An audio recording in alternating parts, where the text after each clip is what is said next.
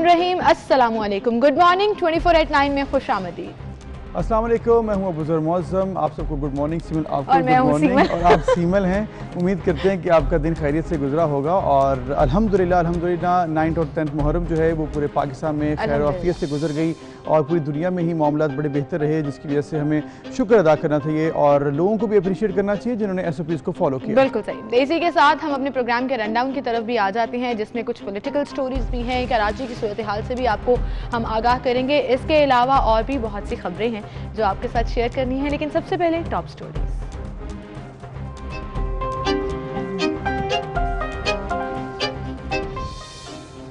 शहर कायद में तूफानी बारिशों के बाद ताहाल शहरियों के मसाइल कम न हो सके। बेशतर इलाके अब भी बिजली से महरूम। कारोबार बंद होने की वजह से ताजरों को अरबों रुपए का नुकसान।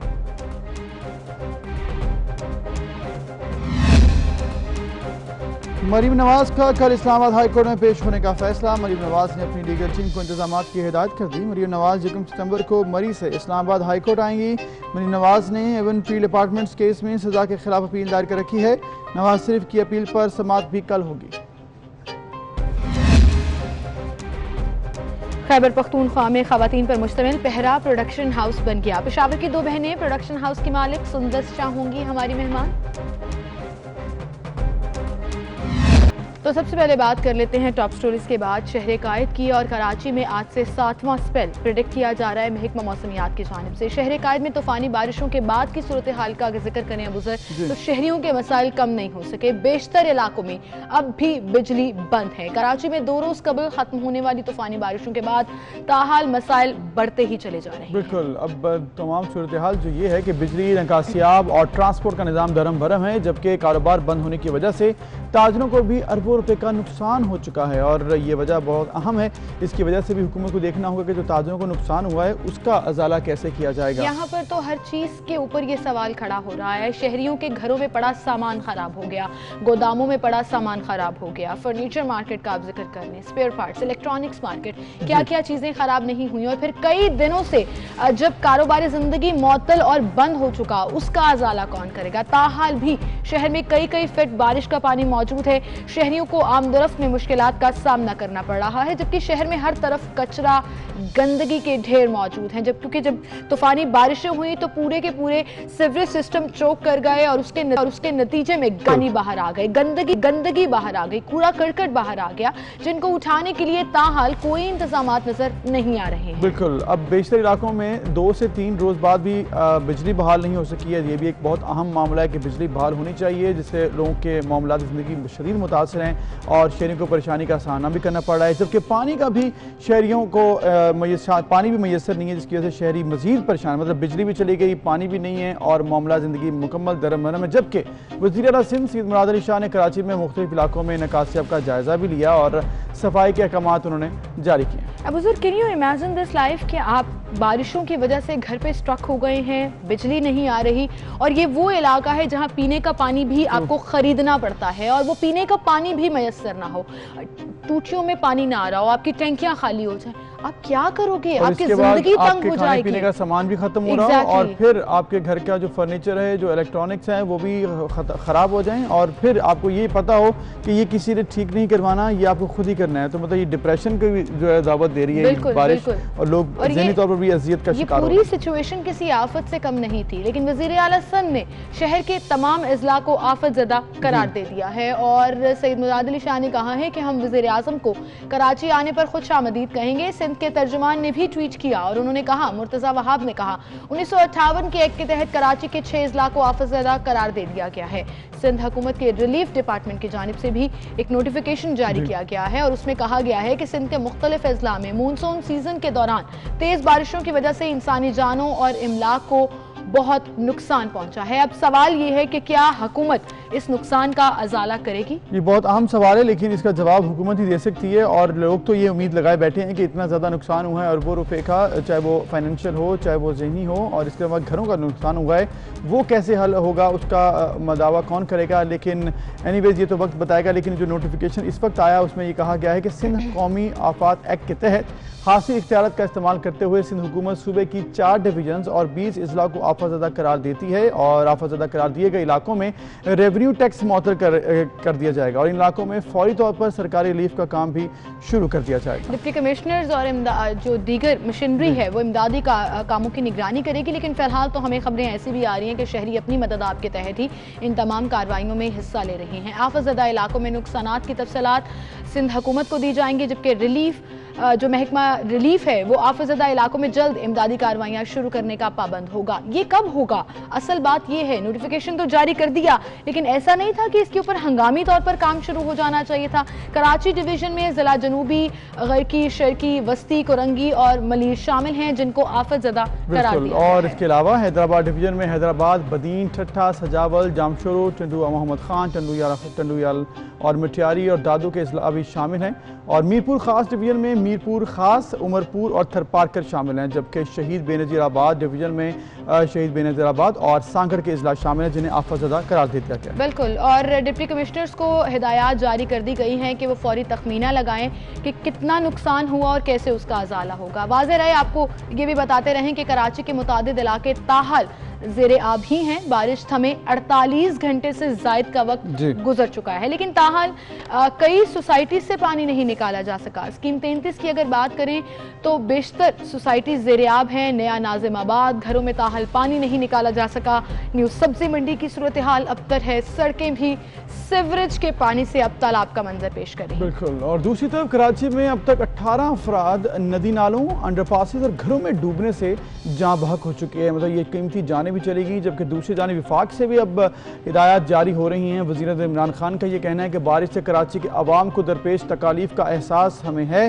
विफाकी और सूबाई हुकूमत मिलकर कराची के 3 बड़े मसाइल के हल पर काम करेगी और समाजी राब्ते की वेबसाइट पर वज़ीर आज़म ने ट्विटर पर कहा कि पूरी कौम को बारिश से कराची के अवाम दरपेश तकालीफ का एहसास है और विफाकी और सूबाई हुकूमत मिलकर कराची के 3 बड़े मसाइल हैं जिनका हल करने की कोशिश कर रही है। उन्होंने ये भी कहा कि मुश्किल घड़ी में एक मस्बत पेशरफ्त सामने आई है। नालों की सफाई के साथ तजावुजात को मुकम्मल हटाया जा रहा है और कूड़ा करकट को ठिकाने लगाने के साथ नकासी ऐप का भी मुस्तकिल हल निकालेंगे, जबकि कराची के अवाम को पीने के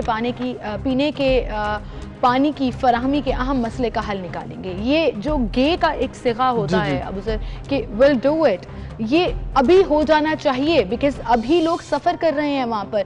2 रोज़ कबल भी वहाँ एक जो कौमी राब्ता कमेटी का इजलास हुआ, वज़ीर आज़म ने कहा था कि कराची में तबाही दरपेश मसाइल के हल के लिए विफाक हर मुमकिन ताउन करेगा, जो कि शुरू हो चुका था। आपको याद होगा कि इस स्पेल से पहले NDMA वहाँ पहुँची, कार्रवाइयाँ की, 38 छोटे बड़े नालों की गई। ऑल्दो अभी मजीद बहुत कुछ करना बाकी है, जिस चीज़ का भी जिक्र वज़ीर आज़म ने अपने ट्विटर में भी किया कि तजावुजात की इस कदर भरमार है। और तजावुजात ये नहीं है कि कोई रेडी बान आ गया और उसने रेडी लगा ली, पूरे नालों के ऊपर दुकानें, घर तामीर हैं। आप ये देखिए कि जो नदी नाले नेचुरल गुजरगाही थी पानी की, उनको बंद कर दिया गया। अब देखना होगा कि इसका रिस्पॉन्सिबल कौन है, किसके ऊपर रिस्पॉन्सिबिलिटी डाली जाती है। बट वक्त की ज़रूरत यह है कि अभी उनको फौरी तौर पर क्लियर किया जाए। बिल्कुल क्लियर किया जाए, लेकिन साथ साथ डिस्प्लेस जिन लोगों को किया जाएगा उन्हें जगह भी फराहम करनी है, तो एक लंबा और मुश्किल प्रोसेस है। उम्मीद करते हैं कि इसके लिए प्रॉपर प्लानिंग जो है वो की जाएगी और ये बहुत ज़रूरी है। अगर ये देखा जाए कि आफतज़दा जो इलाके हैं उनमें रिलीफ क्या दिया जाएगा ये तो भी वक्त बताएगा, लेकिन साथ साथ इस वक्त एमरजेंसी चाहिए आपको रिलीफ और बिजली की फराहमी, पानी की फराहमी और अशिया खुरोनोश की फराहमी। इसके साथ साथ जिन लोगों का नुकसान हुआ है उसका एक लिस्ट बनाई जाए कि किस कदर नुकसान हुआ है, फिर उसका अजाला करने की कोशिश की जाए और इसके साथ साथ इंफ्रास्ट्रक्चर जो है उसको ठीक करने के लिए जो प्लानिंग है उस पर इम्प्लीमेंटेशन। बिल्कुल, इस हवाले से वैसे वज़ीर आला सिंध ने एक और बात भी की जो मुझे खुशाइंद लगी कि इसके ऊपर काम कर रहे हैं और विफाक से ताउन मांग रहे हैं कि रिलीफ पैकेज जो है वो मुतासरीन के लिए दिया जाए, जो कि बहुत ज़्यादा ज़रूरी भी है। एंड आई थिंक ज़रूर सपोर्ट करना चाहिए उन लोगों को जिनका नुकसान हुआ। और फिर आज से कहा जा रहा है कि 7वां स्पेल शुरू होने जा रहा है, यानी कि एक बार फिर से तूफ़ानी बारिशों की पेशगोई की गई है। अल्लाह रहम करे, ये हमारी दुआ है कि कराची शहर जो रोशनियों का शहर है वो आबाद ही रहे। ये परेशानी, ये बदहाली देखी नहीं जाती है, ख़ासतौर पर मुआशी बदहाली जिसका ताजिर रोना रो रहे हैं, क्योंकि लॉकडाउन की वजह से काफ़ी अर्सा वैसे ही उनके कारोबार बुरी तरह मुतासर रहे और अब इन बारिशों की वजह से जिस कदर नुकसान हो रहा है कोई इमेजिन नहीं कर सकता। बिल्कुल, अब ये सिचुएशन एक तरफ है और ये आप देखिए किस तरह से हालात रहे, क्या मनाजिर रहे। रहे कराची के चंद दिन से और अभी भी परेशानी है। अब उम्मीद हम ये कर रहे हैं कि ये तमाम मामलात 1 से 2 दिन में हल हो जाएंगे, लेकिन अभी यही कहा जा रहा है कि अगर दोबारा से बारिश हुई तो फिर मुश्किलात का शिकार हो सकते हैं। तो हम उम्मीद करते हैं कि बारिशें हों लेकिन कम हों, क्योंकि कराची के मसाइल कम होने का जो हमारे उसके लिए हमें सबको दुआ करनी चाहिए। बिल्कुल सही। इसी के साथ नाज़रीन हम चलते हैं एक ब्रेक की तरफ, ब्रेक ले लेते हैं, फिर हाजिर होंगे, हमारे साथ रहिए।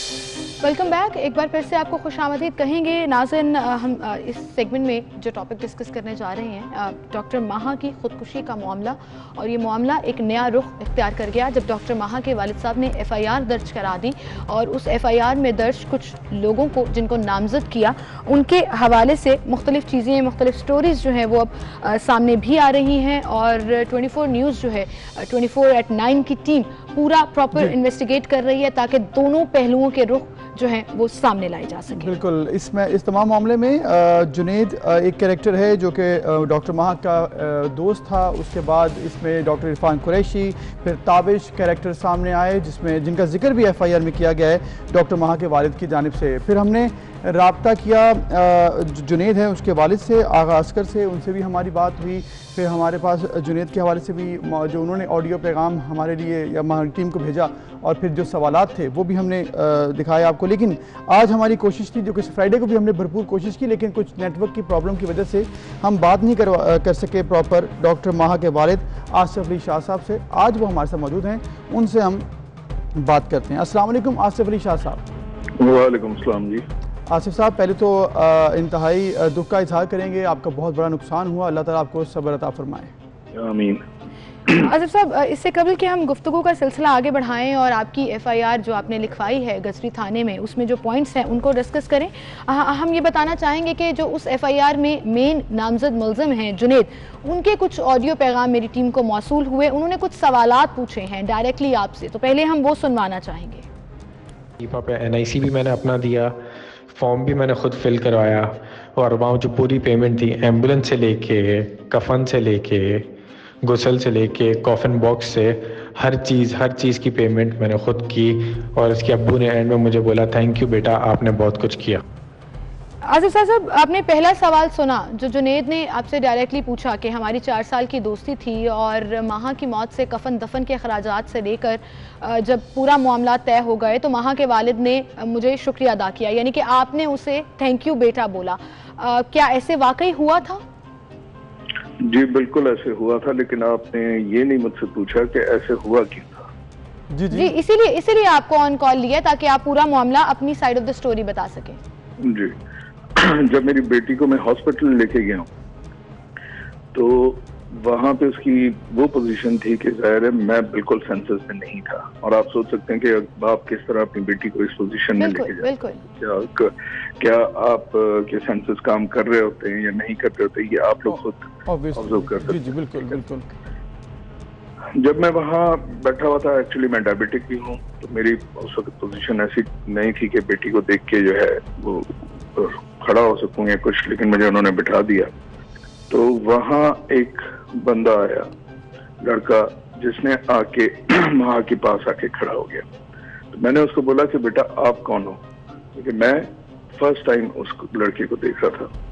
तो उसने बोला जी मेरा नाम वक्कास है और मैं यहाँ माहा के साथ टेक्नीशियन हूँ। तो मैंने कहा बेटा मैं आपको हाथ जोड़ के बोलता हूँ, मुझे ये बताया कि क्या हुआ, आप टेक्नीशियन है, कुछ मुझे बताया। बोला कि जी मुझे तो इतना नहीं पता। कुछ मिनट ही गुजरे थे, दूसरा लड़का आया। तो दूसरा लड़का था, उसको मैंने बोला कि बेटा आप कौन हो और क्या आप मुझे बता दो क्या लगते हो, क्या है। तो उसने मुझे ये बोला कि जी मेरा नाम जुनैद है और मैं महवेश का भाई हूँ। तो जाहिर है मैं महवेश को जो है बाय नेम जानता था क्योंकि मेरी बेटी की वो दोस्त थी। तो मैंने उसको भी यही बोला कि भाई बेटा मैं आपको हाथ जोड़ के बोलता हूँ, मुझे बताइए, मेरी महवेश से बात करा दे ताकि मैं पूछूं कि ये क्या सारा इंसिडेंट हुआ है, क्यों हुआ है इस तरह। तो उसने बोला महवेश की तो शादी होगी। मैंने कहा बेटा आप मुझे कुछ बता सकते हो, क्योंकि ये आपके घर आती जाती थी और महवेश के साथ जो है ना इसकी फ्रेंडशिप थी, ये सारा। बोला कि अंकल मुझे खुद नहीं पता। इस दौरान मेरी बेटी की तबीयत और ज्यादा खराब होने लगी, ब्लीडिंग बहुत ज्यादा होने लगी। जैसे ही डॉक्टर से मेडिसिन का बोला तो मेरे वॉलेट में आई डोंट नो कितने थे, 25,000 थे, 30,000 थे, आई डोंट नो, लेकिन मैंने वो निकाल के अपने बेटे नादिनी को दी कि बेटा ये लो, जाके मेडिसिन लो और सारी चीजें करो और इससे करो, मुझे कुछ समझ नहीं आ रहा। तो शुक्र है अल्लाह का, वहाँ कोई भी 1 रुपया भी मैंने किसी से नहीं लिया और अल्लाह ने मुझे इतना कुछ दिया है जो मैं अपने बच्चों का, जब मैं मीरपुर खास से गिरोड़ से अपने गांव से निकल के यहाँ आके और मेडिकल के सारे उसकी फीसें कर सकता हूँ, तो मुझे किसी के आखिर के चंद हजार रुपए की जरूरत नहीं थी। लेकिन इसने जिस तरह मुझे वो सिंपैथी, प्यार और वो दिखा रहा था, मुझे कोई पता नहीं था कि जुनैद का कैरेक्टर क्या है या कैसा है। तो आप ये कह रहे हैं कि जो जुनैद क्लेम कर रहा है कि कफन दफन के पैसे या चीपा को गुस्ल देने के पैसे, मैं उसी बात पे जी। जब हम पहुंचे हैं डेड बॉडी लेके चीपा के वहाँ, तो वहाँ मुझे जो है अपनी बेटी को गुस्ल दिला रहा था। और गुस्ल आप चीपा से पूछ सकते हैं, आप लोगों को भी पता है कि वो बोलते हैं कि अपनी मर्जी से जो आपको समझ आता है डाल लिया करें, ठीक है। तो वहाँ मेरी जो है मेरे ब्रदर इन लॉ की बीवी, उन्होंने वो गुस्ल के पैसे डाले। मेरी और मेरी बीवी उस वक्त इस पोजीशन में थे कि हमें बिल्कुल हमारा जो है ना गुस्ल दिला रहे थे और हमें कुछ नहीं, मैं बाहर बैठा हुआ था, मेरी बीवी के अंदर। इतने में ये मैंने गांव के लिए गाड़ी का बोला, तो ये आया, इसने बोला अंकल मैंने गाड़ी कर दी है। मैंने कहा बेटा पैसे कितने हुए? ये मैं अल्लाह को हाजिर नाजिर करके बोल रहा हूँ। तो ये मेरे पाँव में बैठ गया और मेरे घुटने दबाने लगा कि अंकल मैं आपका बेटा हूँ, ये आप मुझे करने दें। मैंने कहा नहीं बेटा ऐसा नहीं होगा। मैंने उधर ही अली को, मेरा जो बेटा गया वो आ रहा था पीछे, फोन किया और मैंने कहा बेटा आप आओ जल्दी और ये पेमेंट दो। तो अब मुझे ये बता दें कि उस वक्त हम लोग ना सेंसेस में थे, ना हमारा हशर बुरा। बिल्कुल सही, बिल्कुल। तो उसका अगर कोई फायदा उठा जाए मेरा भाई, तो इसमें मेरा कौन सा है? क्या इसमें मुझे, क्या 5 साल मेरी बच्ची की फीस? क्या मेरी बच्ची जब पैदा हुई तो उस हॉस्पिटल की फीस थी? क्या मेरी बच्ची को ये वो चीजें हैं जिनसे सिर्फ आप अपना यानी ये दिखा सकते हो कि इसका इन चीजों का कोई ताल्लुक नहीं होता। जो चीज हुई है, जो इंसिडेंट हुआ है ना, उससे कोई ताल्लुक नहीं होता। यानी शाह साहब आपका ये कहना है इस सवाल के जवाब में कि जो कफन दफन अखराजात, यानी आपने कहा कि जब आप परेशान थे ऑब्वियसली और वहाँ पर आपने वहाँ के एज ए उसकी दोस्त महविश के भाई के तौर पे उसको देखा और वहाँ से अगर कुछ मामलात हुए इकट्ठे होकर गुस्ल तक को अगर हेल्प की है, तो आपको लग रहा है कि ये एज ए दोस्ती या फिर इस तरह से हुई हेल्प, इसमें आप डायरेक्टली नहीं जानते? यानी ये खुद आके मेरे पाँव में बैठ गया कि मैं दे चुका हूँ और मैं ये पैसे नहीं दूंगा। ठीक है। आसिफ शाह साहब, अगले सवाल की तरफ आते हैं जो जुनैद ने पूछा और वो भी आपको सुनवाते हैं और उसका जवाब आप मिलेंगे। जुनैद का अगला सवाल। ये अपने ट्रीटमेंट कराती थी, इसके डॉक्टर का नाम जो है शहबाज पे एक डॉक्टर है जहाँ से ये अपना फेस का ट्रीटमेंट कराती थी, ठीक है। इसकी ट्रीटमेंट वगैरह हर चीज़ के एक्सपेंस का ख्याल मैं रखता था। आसिफ शाह साहब, आपने कहा कि आप उससे पहले नहीं जानते थे जुनैद को और आप महविश के भाई के तौर पर पहली दफा मिले थे हॉस्पिटल के बाहर, जबकि जुनैद ये क्लेम कर रहे हैं कि वहाँ के स्किन ट्रीटमेंट से लेकर उसकी छोटी छोटी चीज़ों तक जुनैद तमाम एक्सपेंसेस उसके बेयर करते थे और इनकी दोस्ती करीबन 4 साल से चल रही थी। जी अच्छा, ये मैं एक और चीज आपको बोलूं, आप लोगों से मेरा एक थोड़ा सा छोटा सा सवाल जी। माहा खुद क्या थी? डॉक्टर? जी डॉक्टर। और वो कौन से हॉस्पिटल में थी? साउथ सिटी में जी। और उससे ये बताएं कि उधर की इसकी पे कितनी होगी? जुनैद जो है वो क्या था? वो अपने बाप की कमाई पे था या कुछ? वो कितना एजुकेशन है? वालिद साहब भी काफी मतलब अमीर आदमी। मैं वही बोल रहा हूँ, ठीक है। मैं ये बोल रहा हूँ कि क्या माहा के अपना पे नहीं मिलती थी? क्या मैं उसको नहीं देता था?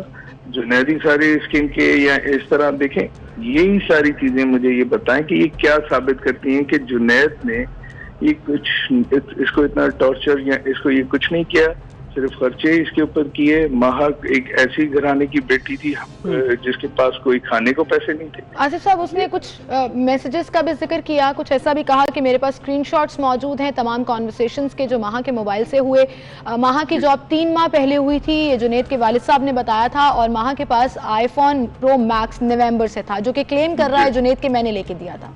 जी, वो जितने भी ऐसे क्लेम कर लें, सिर्फ एक चीज मैं उसके बाद बोलूंगा कि अल्लाह का शुक्र है मैं इतना कर सकता हूँ कि अपने बच्चों को अफोर्ड कर सकूं, कोई मुझे ये नहीं। हाँ, एक चीज मैं बाकायदा बोलूँ ये कि देखें, ये इनके कोई मैं किसी के ऊपर ये नहीं कहूँगा कि क्या ऐसा है या नहीं है, लेकिन मुझे इतना पता है कि मेरी बच्ची अपने पे से सारी चीजें लेती थी और अगर कोई चीज कम पड़ती थी तो मुझे बोलती थी कि बाबा मुझे ये पैसे चाहिए। ठीक है। अब अगर कोई इसको करे इन चीजों से, ये सबूत अच्छा, जैसे इंशाल्लाह कल मैं एक प्रेस कॉन्फ्रेंस करने जा रहा हूँ और इंशाल्लाह उसमें जो चीजें रखूंगा वो आप सब पूरी दुनिया के सामने आ जाएगा इंशाल्लाह कि क्या चीज है।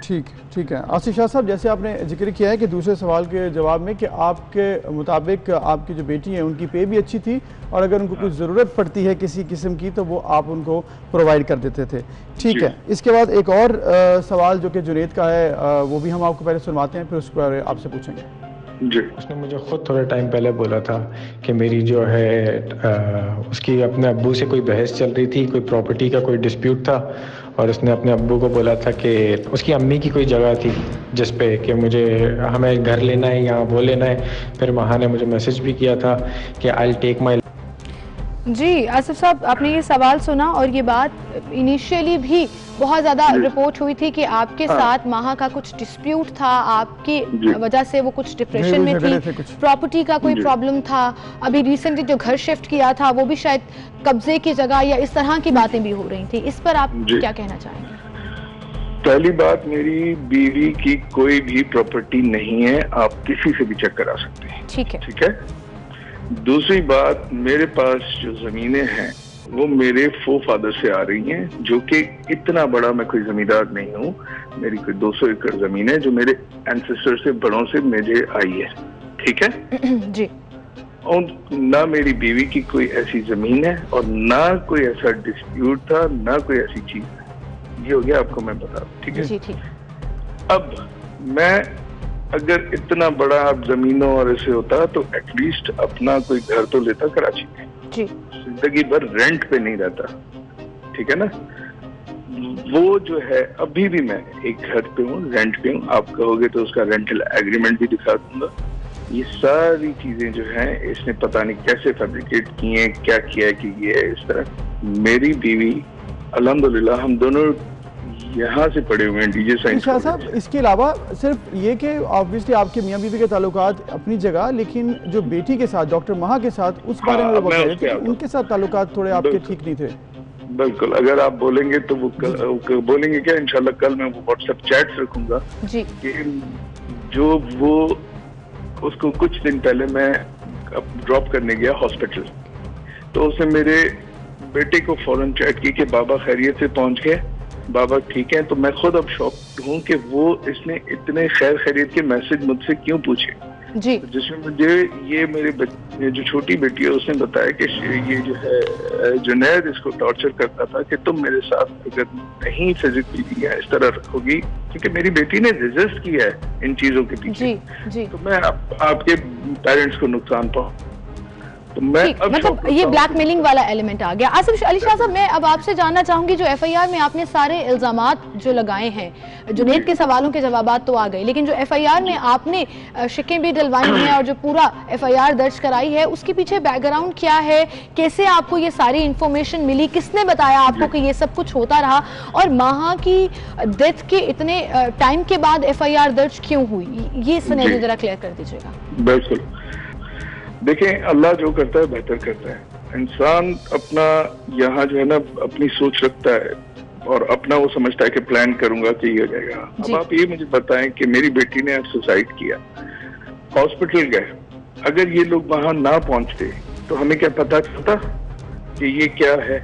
ये दोनों कैरेक्टर्स वक्कास और जो है जुनैद वहां पहुंचे और ये सारा होने के बाद जब मैं अपनी बेटी की तदफीन के लिए एक नॉर्मली उसमें के हो गया और मैं अब जाके तदफीन करूं, जब मैं वहां गया हूं तो पीछे एकदम मीडिया पे आया कि आसिफ शाह की 2 शादियां, आसिफ शाह ने अपनी बेटी के साथ इसके बड़े नाराजगियां और ये सारी, तो जाहिर है मैं स्वयं तक तो खामोश रहा और मैं एकदम शॉक्ड हुआ कि ये वही लड़का है जो ये सारी चीजें करके और एकदम ये बयान आ रहे। इस चीज ने मुझे क्लिक किया, तो मैंने अपनी बेटी, अपने बेटे, अपनी बीवी को बिठाया और मैंने उनको बोला कि खुदा के वास्ते मुझे कुछ बताओ कि क्या चीजें। तो छोटी बेटी ने फिर मुझे सारी चीज ये बताई कि जुनैद जो है इसको टॉर्चर करता रहा है, जुनैद इसको जो है ना इस तरह ये कहता था कि मेरे साथ रुको।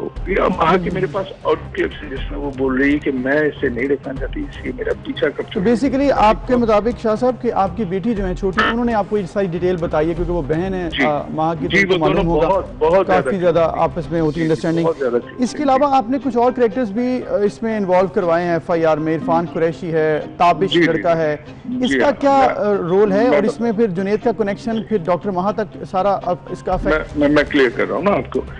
जब पिस्टल लेके ज़ाहिर पुलिस ने इन्वेस्टिगेशन की, उसका लाइसेंस, और ये पता चला कि पिस्टल जो है ये लाइसेंस है, और फिर उस ताबिश का नाम निकला।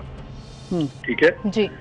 ताबिश लड़के का नाम इस तरह मेरे सामने आया जब पिस्टल का लाइसेंस और ये सारी के साथ में कोई नाम है उस लड़के ने, उसने बोला कि मैंने ताबिश को दिया। ताबिश का कैरेक्टर मेरे सामने उस तरीके से आया। फिर जब उन्होंने ताबिश से पूछा तो उन्होंने बोला कि मैंने उसको दिया था रखने के लिए, महा को। भाई रखने के लिए दिया है तो आप अपनी माँ बहनों को दो ना, दूसरे को क्यों दे रहे हो? क्या ये क्या वजह हुई? देखिए ये एक लॉजिकल चीज है, मैं आपको बता रहा हूँ। ठीक है, अब जो मुझे पता चल रहा है, जो कि गलत या सही इस वक्त मैं नहीं कर सकता, लेकिन जो इंफॉर्मेशन मेरे पास आ रही है उसमें जो है ताबिश ने इसको दिया, जो उसने फिर ये फायर किया।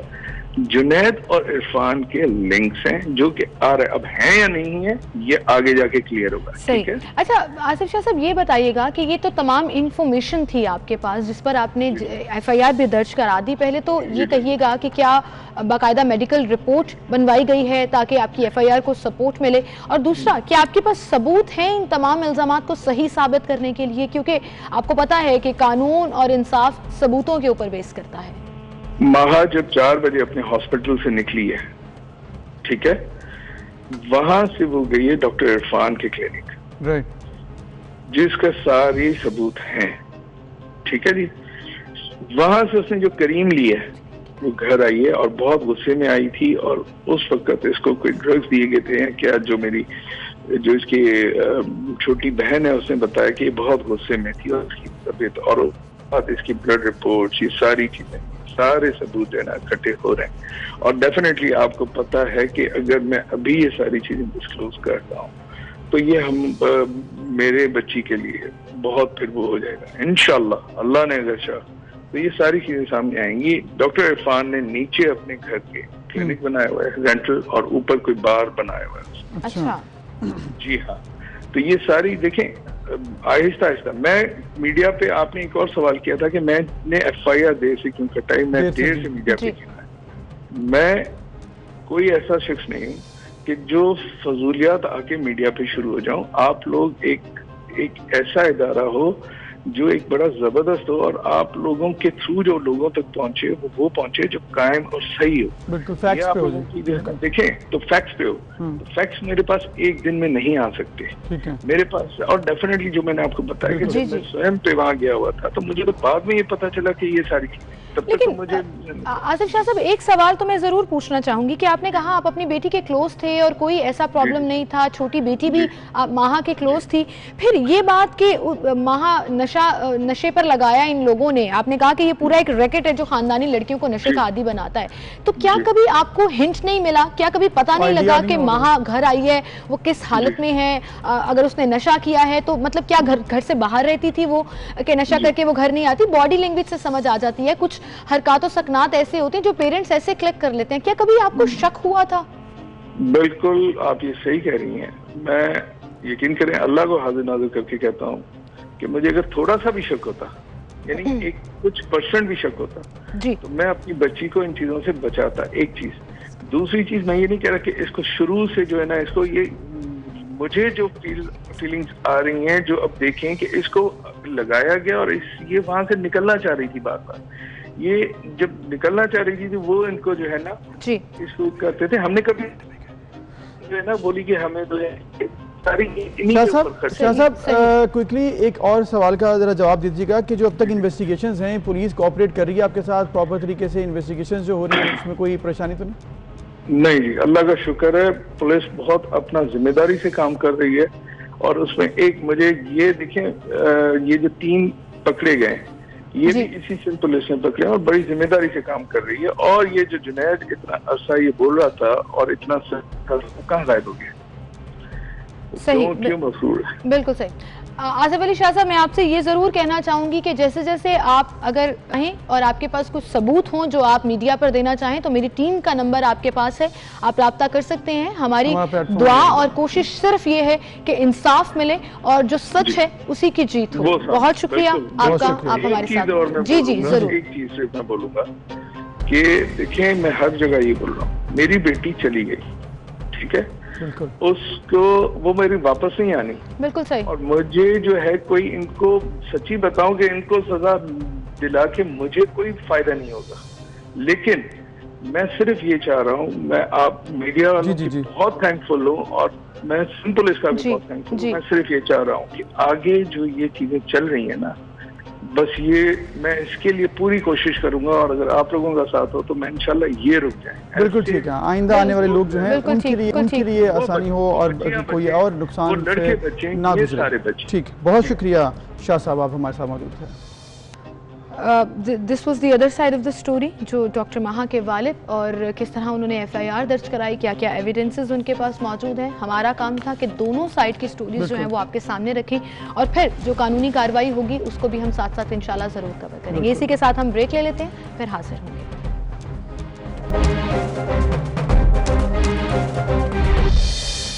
वेलकम बैक नाज़रीन। आज 31 अगस्त है और आज के दिन लेडी डायना की 23वीं बरसी मनाई जा रही है। आज के दिन उनकी हलाकत हुई थी एक एक्सीडेंट के नतीजे में। और पाकिस्तान में जितना उन्हें पसंद किया जाता था, मुझे याद है मैं बहुत छोटी थी, बहुत ही छोटी थी, but I still remember when I got to know that she is died and we knew her back then. इतनी पॉपुलैरिटी थी उनकी पाकिस्तान में, न सिर्फ उनकी खूबसूरती की वजह से बल्कि उनकी खूबसूरती की वजह से भी, उनके फलाही कामों की वजह से उन्हें बहुत पसंद किया जाता था दुनिया भर में। She was the darling of the royal family. और आप देखिए कि लेडी डायना जो हैं वो उनको परियों की शहजादी का खिताब भी दिया गया है और इनकी आखिरी रस्मात को दुनिया भर में करोड़ों लोगों ने बराह रास्त देखा और परियों की शहजादी जैसे अलकाबाद से मशहूर बरतानवी शहजादी डायना प्रिंसेस ऑफ वेल्स 1 जुलाई 1961 को पैदा हुई थी। डायना फ्रांसिस स्पेंसर अपने बहन भाइयों में सबसे छोटी थी और 1980 में बरतानवी वली अहद शहजादा चार्ल्स के साथ दोस्ती की अफवाहें फैली जो 24 फरवरी 1981 को उनकी मंगनी के बाद दम तोड़ गई। जुलाई 1981 को वो उनकी शादी हुई और उन्होंने 1982 में शहजादा विलियम और 1984 में शहजादा हैरी को जन्म दिया और वक्त के साथ साथ शाही जोड़े के ताल्लुकात में सर्दमहरी आई और 28 अगस्त 1996 को उनके दरमियान तलाक हो गई। शहजादी डायना फलाही कामों में बढ़ चढ़ कर हिस्सा लेती थी और इस सिलसिले में पाकिस्तान भी आई और पाकिस्तान जब वो आई थी ना तो मुझे याद है कि मैं अपनी फैमिली के साथ जो होता है ना रिसेप्शन होता है, जब बहुत से बच्चे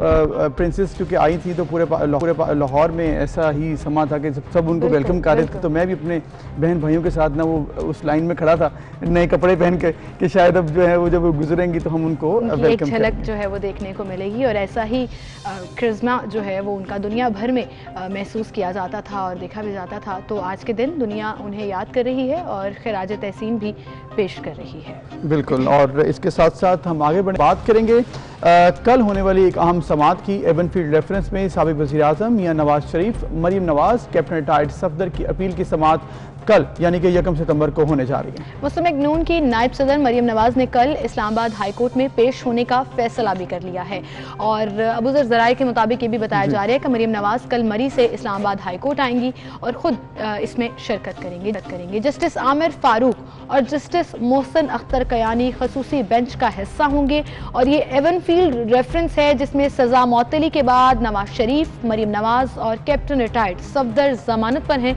जिन्हें एहतसाब अदालत ने 6 जुलाई 2018 को कैद और जुर्माने की सजा सुनाई थी। जी, और एवनफील्ड रेफरेंस में नवाज शरीफ को 10 साल, मरीम नवाज को 7 साल और कैप्टन रिटायर्ड सफदर को 1 साल कैद की सजा सुनाई गई थी जिसे बादशाह इस्लामाबाद हाई कोर्ट ने 19 सितंबर को मुअत्तल करते हुए रिहाई का हुक्म दिया था और गुज़िश्ता साल अक्टूबर में साबिक वज़ीर आज़म नवाज शरीफ को अल-अज़ीज़िया रेफरेंस केस में जमानत मिली थी। अदालत ने नवाज शरीफ की जमानत 20 लाख रुपए के मुचलकों के एवज मंजूर की थी। तो ये है वो डिसीजन जो कल अब सामने आएगा। और इस हवाले से शेख रशीद साहब तो काफ़ी प्रेडिक्शंस कर चुके हैं। उन्होंने कहा है कि एक तो हुकूमत जो ये पूरी दोबारा से कैंपेन शुरू हुई कि मियाँ साहब को वापस लेकर आएंगे, इसमें कुछ नहीं होने वाला। दूसरा उन्होंने कहा कि 1 सितंबर बड़ी इंपॉर्टेंट डेट है, तो कहीं ना कहीं वो प्रेडिक्ट कर रहे थे डेट। अब देखते हैं कल क्या होता है। पहले दिन समाअत है ऑब्वियसली, उसके बाद ही मजीद सामने आएगी बात कि ये वापस होती है सजा या नहीं, मतलब कलअदम करा दी जाती है या नहीं, और उनको मुकम्मल इसमें आज़ादी मिलती है या नहीं। लेकिन मरीम नवाज का कल आना अदालत में, अब इस बात पर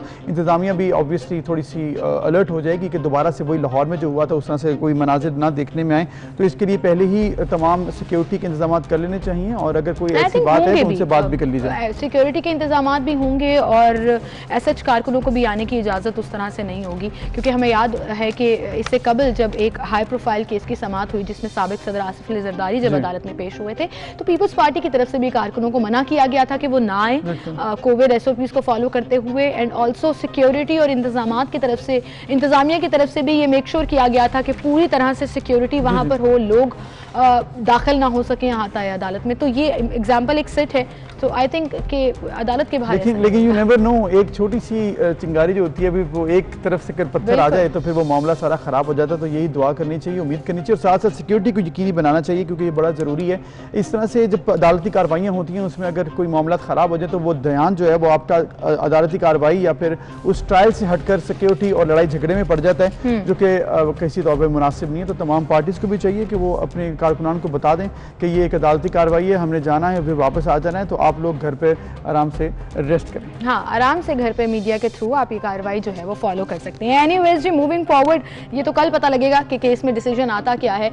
लेकिन वेलकम बैक नाज़रीन। एक बड़ा फैसला होने जा रहा है। वफाकी काबीना ने यह फैसला किया है कि जो आपको याद होगा सिमरन के 2019 में जब सेनेट की इलेक्शन हुए चेयरमैन सेनेट के लिए, तो फिर ये कहा जा रहा था कि खुफिया रायशुमारी की वजह से ये मालूम नहीं हो सका कि जो अपोजिशन है उसके हालांकि नंबर्स ज़्यादा थे लेकिन वोट कम हुए, तो इसलिए बड़ा फैसला किया गया कि वोटों की मुबैना खरीद फरोख्त को रोकने के लिए आईनी तरमीम लाने का फैसला कर लिया गया। और ज़राए के मुताबिक सेनेट इलेक्शन के तरीक़ेकार में तब्दीली से मुतालिक पेशरफ्त भी हुई है। वफाकी काबीना ने सेनेट इलेक्शन में सीक्रेट बैलेट खत्म करने के लिए आईनी मुसविदे की मंजूरी दे दी है, which is a big breakthrough, जो कि ज़रूरी भी था।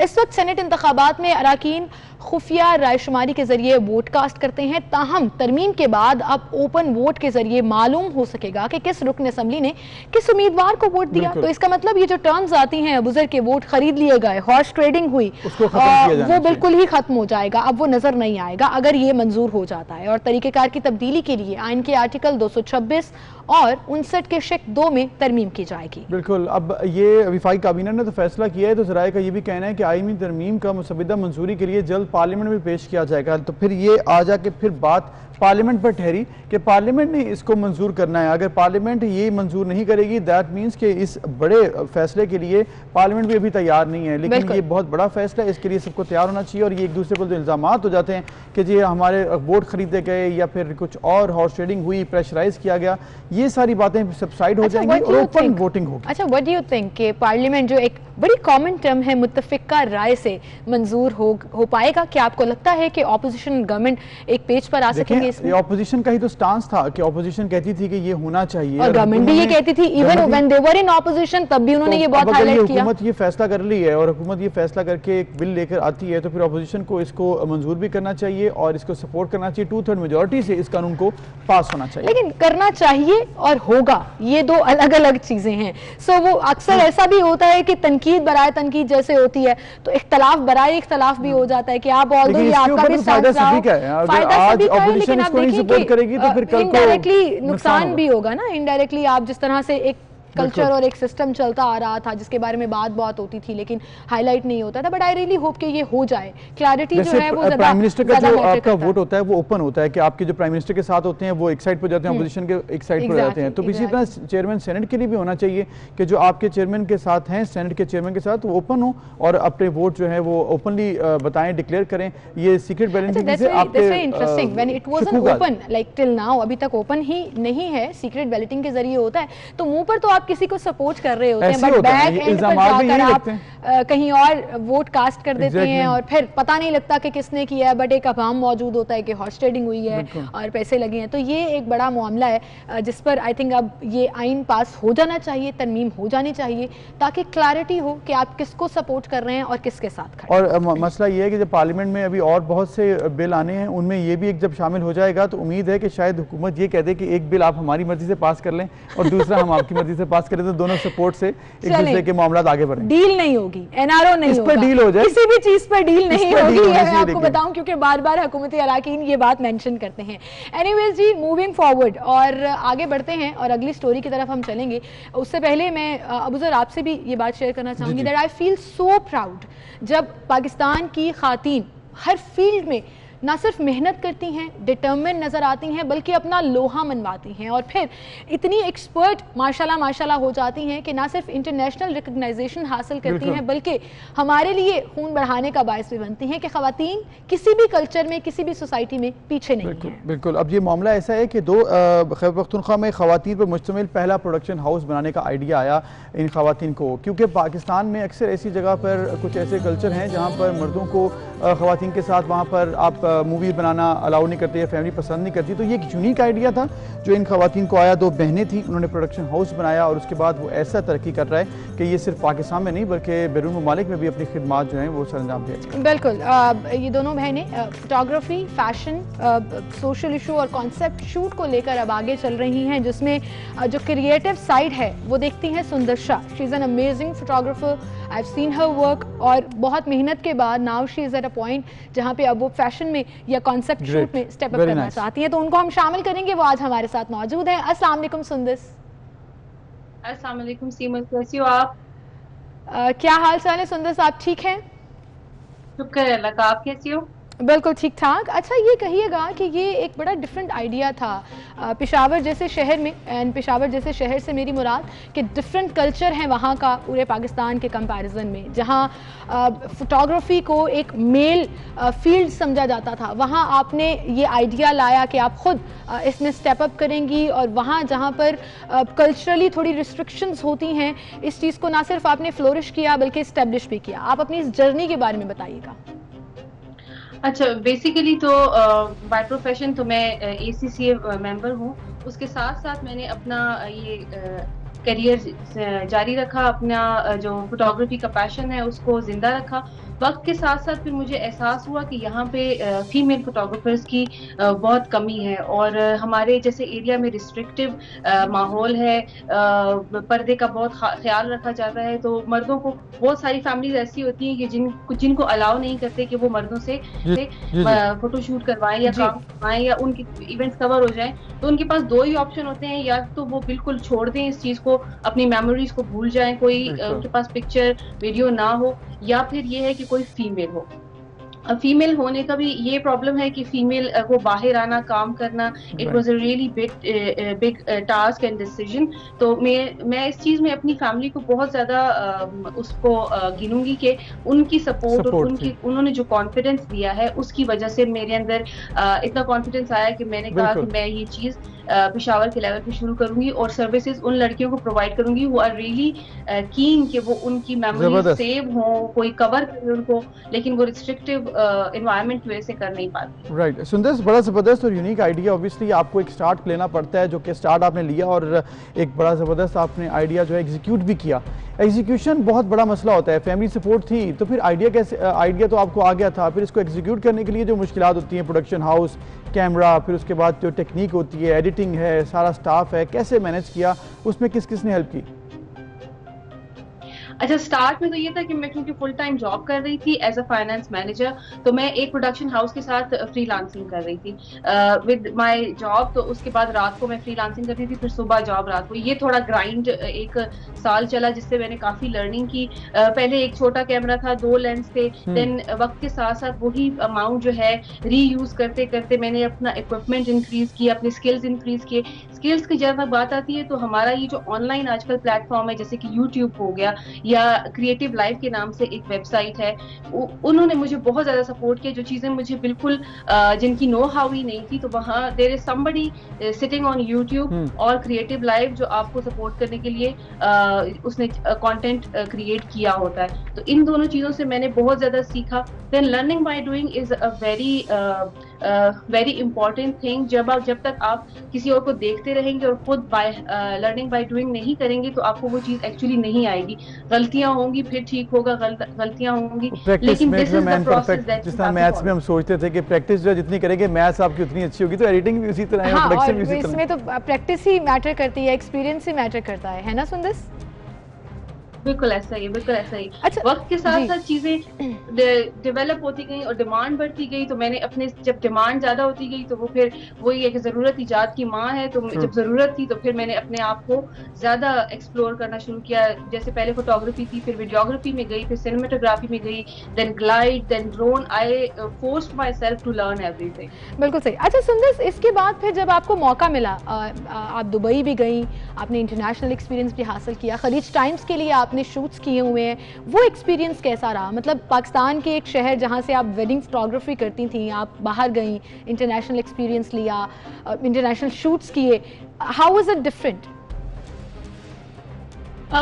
It wasn't like really different, लेकिन ये था कि वो एक बहुत बड़ा एक्सपीरियंस था, बड़े लेवल पे था, बड़े लोगों से काम करना था। जैसे बड़े ब्रांड्स थे, कल्याण हो गया, जॉय लुकास हो गया, बड़े बड़े डिजाइनर्स थे जिनके साथ करना था। और उसमें बड़ी बात ये थी खलीज टाइम में कि it was not only photography, वो पूरा प्रोजेक्ट करना था, from selecting the models, dresses, location, everything जो है, मेकअप आर्टिस्ट, सब कुछ हमने खुद प्लान करके एक तैयार चीज उनको देनी थी। तो वो एक बहुत अच्छा एक्सपीरियंस था। along with that, जब मैंने वहां पे वेडिंग्स को भी कवर किया तो I got to know about this whole female team का कॉन्सेप्ट, क्योंकि वहां पे भी पर्दे को बहुत ज्यादा वो करते हैं, अहमियत देते हैं। तो वहां पे फुल फीमेल टीम, ये नहीं कि एक लड़की है और बाकी सारे लड़के ही लड़के, तो फीमेल सिर्फ फोटोग्राफर है, वीडियोग्राफर लड़के। तो मुझे ये चीज वहां से कैच की मैंने कि ये जो चीज यहाँ पे दुबई में चल रही है वो पेशावर की और केपी की एट लार्ज नीड है, और फिर वो यहाँ आके मैंने लड़कियों को ट्रेन किया। Very nice. सो सुंदर, जिस तरह से आप बता रही हैं कि ऑब्वियसली एक इंटरनेशनल एक्सपीरियंस के साथ फ़ायदा भी होता है, फिर कोई टेक्निक का भी फ़ायदा हुआ? क्योंकि एक तो इन्वायरमेंट का फ़ायदा वो तो आप ले आई यहाँ पर कि आपने टीम भी ऑल फीमेल कर दी या फिर और भी इम्प्रोवाइज़ किया है। टेक्निक्स जो वहाँ पर यूज़ होती हैं, जो प्रोडक्शन का स्टाइल है, जो लेवल है, उसमें कितना फ़र्क है और वहाँ से कुछ सीखा और मज़ीद आपने? टेक्निक्स तो ऑलमोस्ट मोर और लेस सेम होती हैं, और मेरे ख्याल में जितना क्रिएटिव काम हम लोग पाकिस्तान में और आप जैसे इंडिया का बहुत बड़ा वेडिंग इंडस्ट्री है, then there are 2 more countries जिनसे हम रिलेट कर सकते हैं। ठीक है, अरब कंट्रीज को हम लोग कवर करते हैं, that is a very different concept. उनके सारे रस्म रिवाज डिफरेंट होते हैं, कपड़े, उनका तरीकाकार डिफरेंट होता है, तो जिससे हम रिलेट कर सकते हैं, जो यहाँ इम्प्लीमेंट कर सकते हैं, that is the Indian market. उसको मैं बहुत ज्यादा फॉलो करती हूँ, उनको, उनके जो कंटेंट है उसको भी, और वहाँ पे इट्स मोर और लेस सेम। मेरे ख्याल में हम ज्यादा क्रिएटिव इस तरफ होते हैं, हम ज्यादा हमारे क्लाइंट ज्यादा नीडी और रिक्वायरमेंट उनकी ज्यादा होती है एज कम्पेयर टू देम। बिल्कुल सही। अच्छा सुंदस, ये भी कहिएगा कि जैसे आपने कहा कि शुरू में चैलेंजेस बहुत थे और कुछ कल्चरल डिफरेंट है, अब लोग अलाउ भी नहीं करते आपको कि आप अपनी मार्केटिंग के लिए उनके शूट्स या चीज़ों को पब्लिक कर सकें, तो फिर आपके लिए जो मार्केटिंग वाला कॉन्सेप्ट था वो बड़ा मुश्किल रहा होगा, क्योंकि परमिशन नहीं होती आप अपने क्रिएटिव काम को सोशल मीडिया पर या अपनी मार्केटिंग टूल के तौर पर इस्तेमाल करें। तो क्या आपने कौन कौन से टूल्स अपनाए, इसको किस तरह से आप आगे लेकर चलें, क्योंकि मार्केटिंग बड़ा मैटर करता है स्पेशली इस फील्ड के अंदर। अच्छा, ये आपने मेरी दुखती रग पे हाथ रख दिया है कि हम कुछ भी पोस्ट नहीं कर सकते। जब भी कोई क्लाइंट कॉल करता है तो मैं यही कहती हूँ, प्लीज विजिट करें कि 95% of the content is never posted, तो you can not see the actual work ना। तो ये बहुत बहुत चैलेंजिंग है इस सिलसिले में। अब इसमें यही होता है कि मॉडल्स हायर करते हैं, कॉन्सेप्ट शूट, जैसे आपने रिसेंटली देखा होगा, कॉन्सेप्ट शूट्स करते हैं। The things I can not do in a regular wedding, वो मैं मॉडल्स वगैरह से करवा लेती हूँ, अपने क्रिएट करके आइडियाज, ताकि मैं कुछ ऐसा हो जो पोस्ट कर सकूं, पोस्ट करने के काबिल हो। ऐसे जैसे इस्लामाबाद वगैरह में शूट करवा लेती हूँ, ताकि पोस्ट करने के लिए कंटेंट आएगा तो आपको पता लगेगा कि ये बंदी क्या काम करती है, वरना तो बिल्कुल जो सही। नॉर्मली होता है कि सिर्फ डिटेल्स की शूट्स हो गए तो फिर उससे आइडिया नहीं चलिए होता फिर कि वो बताएं आप title लाहौर कब actually- आ रही हैं? लाहौर कब आ रही हैं? लाहौर इंशाल्लाह थोड़ा मौसम अच्छा हो जाए तो जरूर वहां पे मेरा प्लान है, क्योंकि I really love the Androon Lahore का सारा area Right, right, and I really explore each and every place, और वहां पे जाहिर है बिल्कुल पोस्ट करने ठीक। का और जरूर आए आप मीडिया पे लाहौर। post लाहौर करने में का बड़ी आपको ऑब्वियसली लोकेशंस मिल जाएंगी। साथ साथ ये बताइए कि आपने कॉन्सेप्ट शूट का जिक्र किया है, उसकी थोड़ा एक्सप्लेन करें, वो क्या आइडिया है, और साथ जो सोशल इश्यूज पर आप अब काम करना चाह रही हैं उसके पीछे क्या आइडिया और क्या इसकी डिटेल है? अच्छा क्योंकि कोरोना की वजह से काफी ज्यादा खामोशी छा गई थी वेडिंग इंडस्ट्री में, तो everybody was collaborating and creating something different, but most of them were like bridal से रिलेटेड, मतलब bridal looks, bridal shoes, bridal content. तो I wanted to do something different. मैंने कभी सुबह के 5 बजे अपना सिटी देखा नहीं है, जो किस्सा ख्वानी सिटी का एरिया है, ओल्ड पिशावर, मैंने खुद नहीं देखा। तो I wanted to explore it at 5 AM in the morning also, और लोगों को भी दिखाऊं कि वो कैसा दिखता है, मैं भी जाके देखूं नई चीजें। तो ये सारा वो मेरे दिल की गहराइयों में जो कॉन्सेप्ट्स थे, तो वो corona was kind of a blessing कि काम कोई था नहीं करने को, वर्क प्रेशर था नहीं, तो वो चीजें बड़ी स्मूथली मैंने कवर की हैं। प्लस एक चाइल्ड ब्राइड का एक शूट किया था, वो एक कराटे बच्ची है जो कराटे करती है, कराटे चैंपियन है, तो उसको ब्राइडल लुक में लाके तो something contrasting, I think ये this is another creative idea which is gonna flourish। आखिर में जाते जाते एक सवाल मैं आपसे जरूर पूछना चाहूंगी, लोग पैसे देते हुए थोड़ा सा ना, जिसे कहते हैं ना कि घबरा जाते हैं, so what are your charges? Don't tell us exactly because nobody really do that, लेकिन क्या ये person to person, client to client vary करता है? क्योंकि ऐसा लगता है कि फोटोग्राफर हायर करना is a luxury which very few people can afford। नहीं, ऐसा नहीं है। चार्जेस जो हैं वो बहुत कॉम्पिटिटिव है। मैं कभी भी, और ये सेट पैकेजेस है, चाहे कोई अमीर हो चाहे कोई गरीब हो, सेट पैकेजेस हैं, उसी के अराउंड में हम डील करते हैं। अगर कोई लड़कियां होती जैसे समझें मोस्ट ऑफ द टाइम्स को हार्ट से, या जैसे बनू से कोई अब लड़की है वो बहुत रिक्वेस्ट करती है कि अगर आप नहीं आई तो मेरी शादी कोई कवर नहीं कर सकेगा, तो चलो मैं उसको कुछ ऊपर से डिस्काउंट में देती हूँ। It's a kind of something that pleases my heart, कि मैं किसी लड़की के बहुत दिल का अरमान है कि मेरी शादी not just women empowerment, you're all up for women। उनकी ख्वाहिशात के लिए भी आप कभी-कभी जो है वो अपने रेट्स के ऊपर लेट गो भी कर देती हैं। Well, thank you so much Sundas for doing whatever you are doing and good luck. I really hope कि आप इसको जरूर आ गए और जितना आप सोच रही हैं इस बारे में उस आइडिया को एक्चुअली एग्जीक्यूट करें, ताकि ना सिर्फ आपके लिए बेहतर हो बल्कि हमारी इंडस्ट्री में खवातीन जब आगे आती हैं तो मुझे तो बड़ी खुशी होती है। Thank you so much. Thank you very much. अभी एक ब्रेक, फिर मिलते हैं।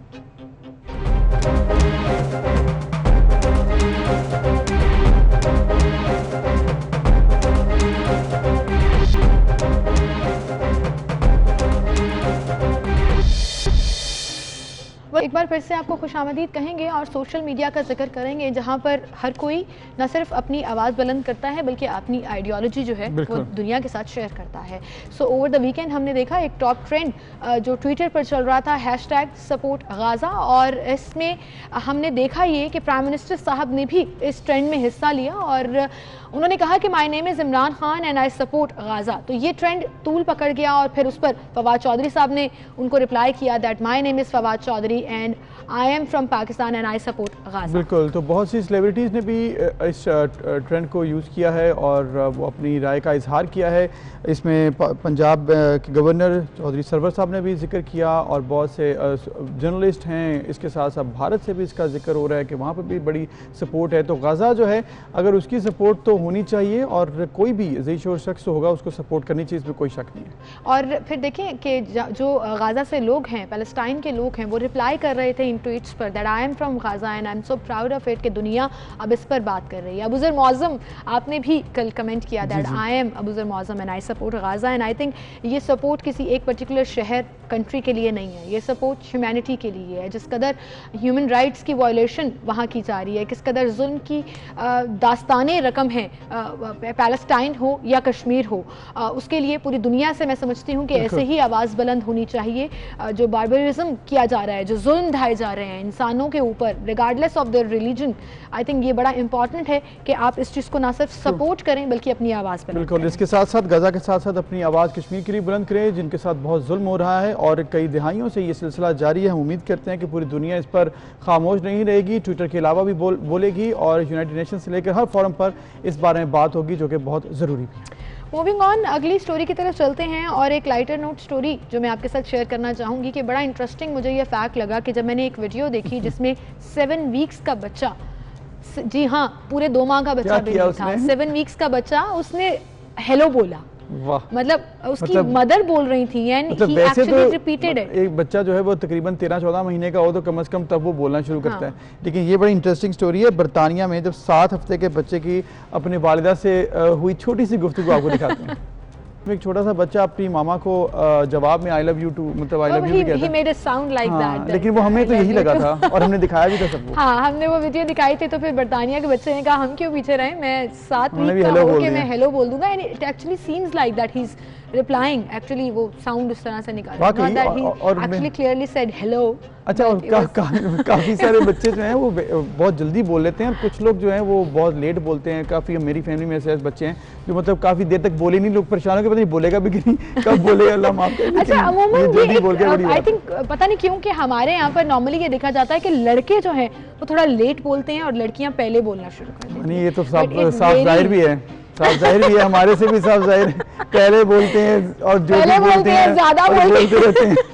तो ये तो कोई बात नहीं, आप भी ऐसे करते हैं, नहीं आपने खुद बोला ये तो नेचुरल, ये आप भी करते रहते हैं। बट एनीवेज ये इंटरेस्टिंग वीडियोस और इस तरह की इंटरेस्टिंग चीज़ें जो हैं वो एट टाइम्स आपको हंसी मजाक में काफ़ी सपोर्ट भी करती हैं, हेल्प भी करती हैं। आई थिंक ये ज़िंदगी का हिस्सा है कि छोटी छोटी चीज़ों को एंजॉय करें बजाय इसके कि अपने डिप्रेशन, अपनी परेशानियों को सामने लेकर बैठें। ये छोटी छोटी चीज़ें हैं जो आपको होप देती हैं, ज़िंदगी की नवीद सुनाती हैं। बिल्कुल। इसके साथ ही आज का हमारा वक्त खत्म हो चुका है, इंशाल्लाह कल मिलेंगे। अपना ख्याल रखिएगा, अल्लाह हाफ़िज़।